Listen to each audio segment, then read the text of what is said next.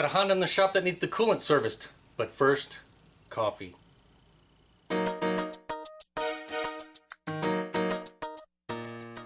This is what we're working on today, a 10th generation Honda Accord. That will be model years 2018 to 2022. And this one has a 1.5 liter turbo engine with a CVT transmission. We're going to be servicing the coolant today, so of course we're going to need something to drain it into, so I have a drain pan right there.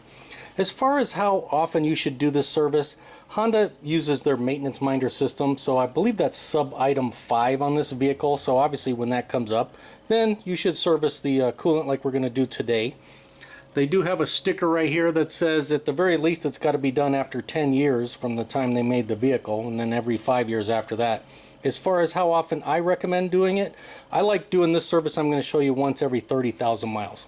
And we're going to be starting on a cool engine. I don't service the coolant on a hot engine. Alright, first thing I'm going to do, crack open our drain plug. So there it is right down there at the end of my finger. On a lot of Hondas we can just reach down here and crack it loose. On this one, it's pretty tight. I can't get my arm through here, so we're going to have to go from down below. Hopefully, I can reach through there, the opening down there, and crack it loose, but it's a small opening, and this thing has a little over 100,000 miles, and it's never been serviced, so that thing might be on there kind of tight. Okay, from down below, here's the opening that we were looking at from up top. So our drain plug is right through here. If we push on this, we can flex it up just high enough where we can grab it with our fingers, but this one is on there really tight, so I think I'm going to need a tool to crack that free.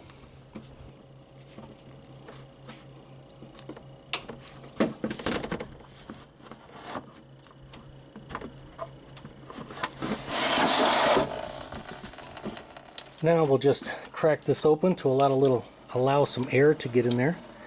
You can hear it coming out faster now. Now we'll just let it drain. And this is all I use to break it free. Small pair of channel locks. What number is that? I can't read it. 326? Can't tell. Now while our radiator's draining, I'm going to take the coolant reservoir out. I'm going to dump it, clean it up, and we'll get it reinstalled. I'm just going to sneak it out right here. We just got to be careful of putting too much pressure on this AC line because it's connected with this plastic bracket right here, and this one's already broken. It's actually zip tied in place holding it, so we don't want to break it any further, but we got to be careful when we pull stuff out right here and apply pressure to this.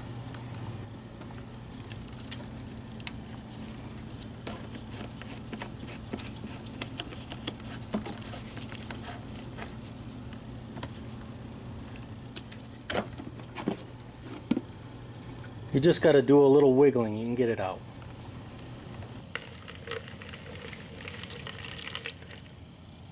And that's what it looks like when you don't do regular maintenance. I got the reservoir cleaned up. This little rubber insert pops out, which definitely makes it easier to get this thing cleaned up and emptied. I'll go ahead and get this thing reinstalled. That little area right there just clips into that bracket down there. Definitely a tight fit down here. There. Now we're popped in. And we'll just drop this back into place for now, but we will have to pop this out and refill our reservoir. And let's take a peek. It looks like we're done draining, so most of our coolant is now out of the system, so now I can move our drain pan and go ahead and close that drain back up.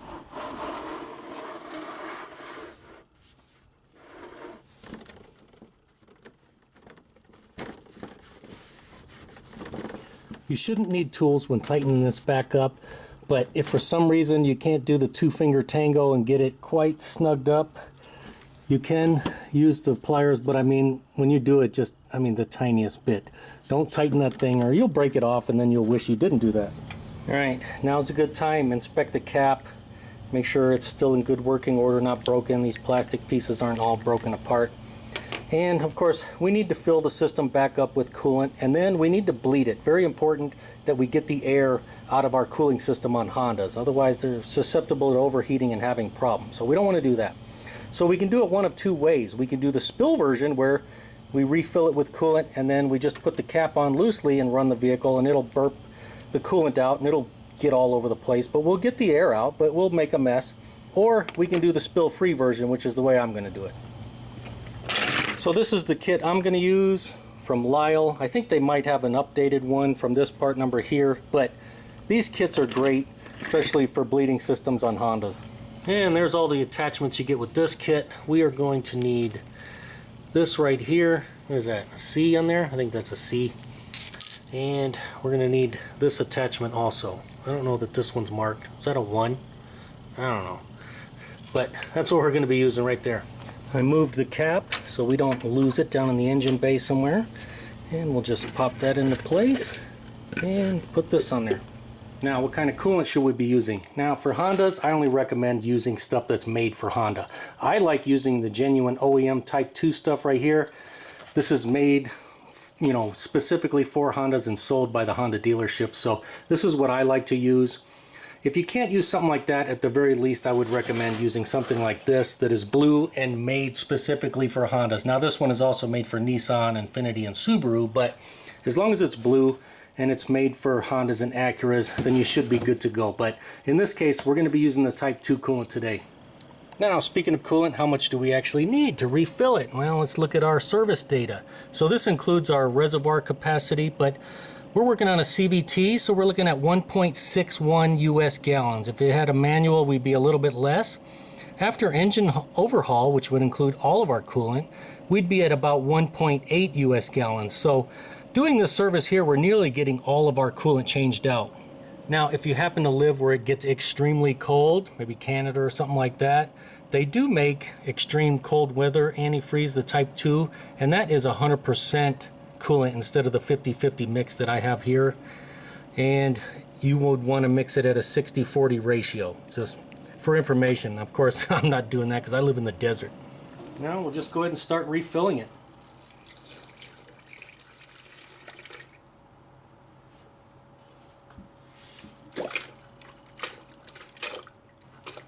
It can help to squeeze the hoses to get some of the air out.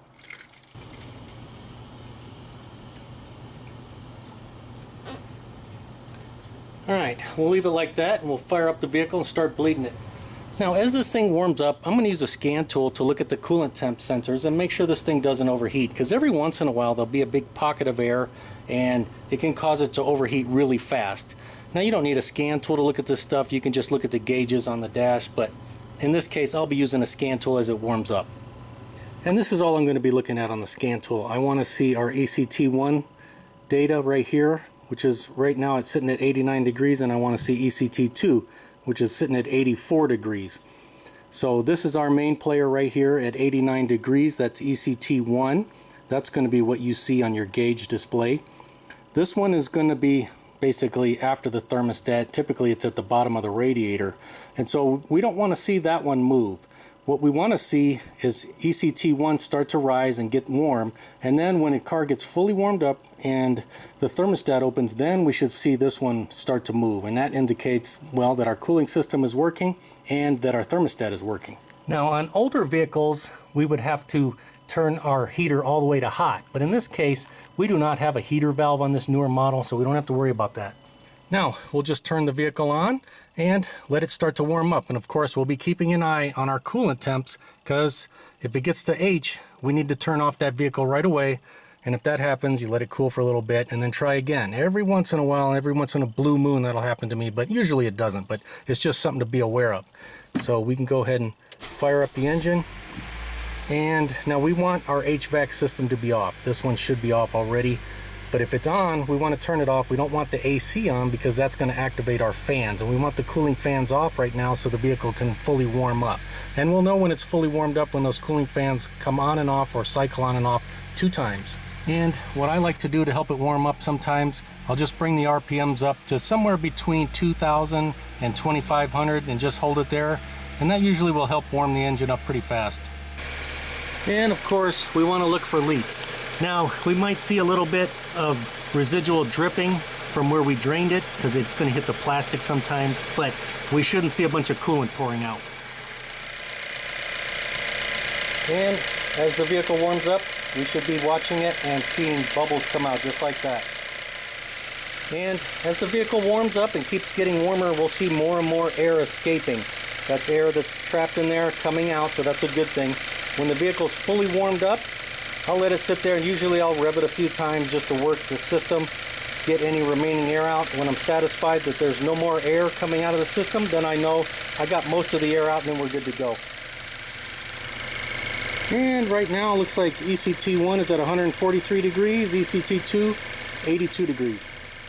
And if you're curious, that's where 143 degrees is on the dash.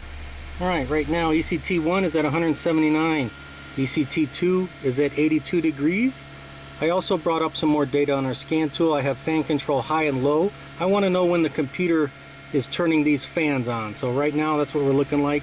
And I see at 179 now ECT2 is starting to climb a little bit. So our thermostat is starting to open.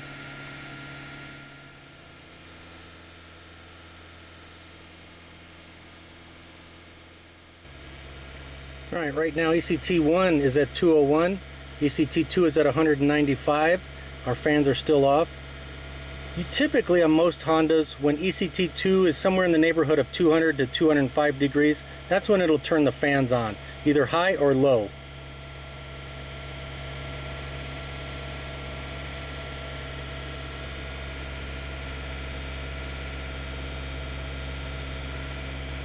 And we can see right there, as soon as it passed 200, I think, I wasn't watching, I was watching this, but looks like our fan control low is on. Let's go make sure the fans are actually on. And that one is spinning. And that one is spinning, so we're good to go. Both fans are working. And of course, when those fans come on, we can usually see ECT2 drop pretty quickly. And I hear the cooling fans on again. So that means we're fully warmed up. So now, when I'm satisfied I don't see any more air coming out, then I know we're good to go. I don't see any more air coming out, so I'm going to go ahead and shut it off. Alright, I'll exit out of the scan tool and go ahead and shut things off. Okay, I'm going to put a plunger in here and pull this up, but there's a little bit of coolant right at the neck there and it will spill a little bit, just a little bit. It's not the end of the world if we did that. What I like to do is, of course, I'll put another glove on so I don't burn myself, but I'll just squeeze the hose a little bit and that'll raise the level, and then I'll put the plunger in real quick, and then usually we can pull it out without making a mess. Now, we want to fill our reservoir up to the max line. That's what we want to do whenever we service our cooling system. So I will just put that there, put this here, we'll pop this out, try not to make a mess.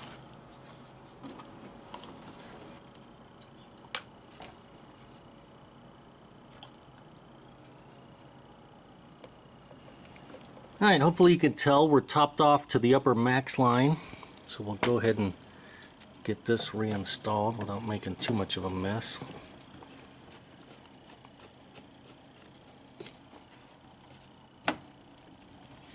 Now, I probably should have mentioned it earlier, but it's definitely easier to get this jug in and out if you pull this clip and remove the neck for our washer reservoir down there. There's a little rubber ring down there.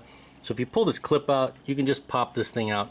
Definitely gives you more room. And by doing it that way, you take less chance of breaking this clip. Now, I wasn't worried about it because this clip's already broken, but that clip is much more expensive than this one. And you'll take a chance on breaking this one by doing it that way, but hey, this one's cheaper and easier to replace than that one. Now, that procedure gets most of the air out, but sometimes there's still a tiny bit left, which is why you always top the reservoir off to the max line, because a lot of times when it cools off, a little bit of air will work its way out through the reservoir and that will drop, especially after you heat it and cool it a couple times. So if you drive it a few drive cycles, let it heat up and cool down, any remaining air should work its way out through our reservoir. So just make sure to keep an eye on that level and at least keep it between the min and the max. And of course, I always recommend disposing of used coolant properly. You're probably not going to get the full 1.5 gallons that the service info says out of that vehicle, but you should at least get over 1 gallon. Now, if the vehicle has been neglected or somebody put green coolant in there or something, and you want to try to get the remaining coolant out there, it's not a bad idea to do this service a second time. Just make sure you let that vehicle cool down in between services. And as always, if the video helped you out, you liked it, make sure to give it a thumbs up. Thanks for watching.